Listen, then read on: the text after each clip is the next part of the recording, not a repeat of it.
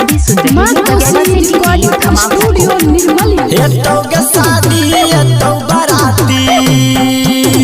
गे छौरी गे हेतो के शादी एतो बराती कनियो न टेंशन ले बहुगे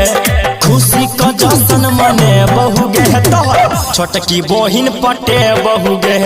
खुशी का जश्न मने बहुगे तोहर छोटकी बहिन भगे बहुगे छोटकी बहिन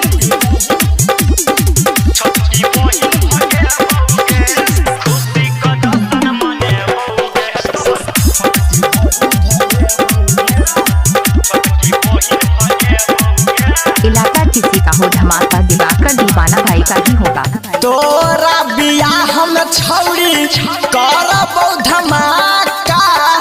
अब बोलतौ जे कक्का तोहर लगतौ ओकरो फाठा हे गई तोरा बियाह में छौरी करबौ धमाका अब बोलतौ जे कक्का तोहर लगतौ ओकरो फाठा बोलतौ जब तोहर बड़का भैया गे छौरी एगे बोलतौ जे तोहर बड़का भैया ओकरो खूबे लतिए बौगे खुशी का जश्न मने बौगे तोहर छोटकी बहिन पटे बहुगे खुशी का जश्न मने बौगे तोहर छोटकी बहिन भगे बौगे छोटकी बहिन अभी सुन रहे दिवाकर दीवाना भाई। मरावा में छौरी तोरा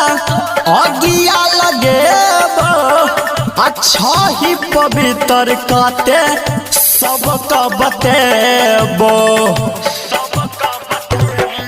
हे गे मरावा में तोरा छौरी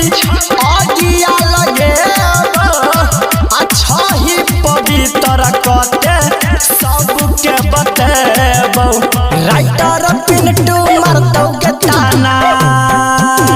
गे छौरी गे गणेश अर्जुना मारतौ के ताना गौआ मुहाला जुटलौगे खुशी का जश्न मने बहुगे तोहर छोटकी बहिन पटे बहुगे खुशी का जश्न मने बहुगे तोहर छोटकी बहिन भगे बहुगे। रहे हैं दिवाकर दीवाना भाई को ग्राम बगीवा जिला मधु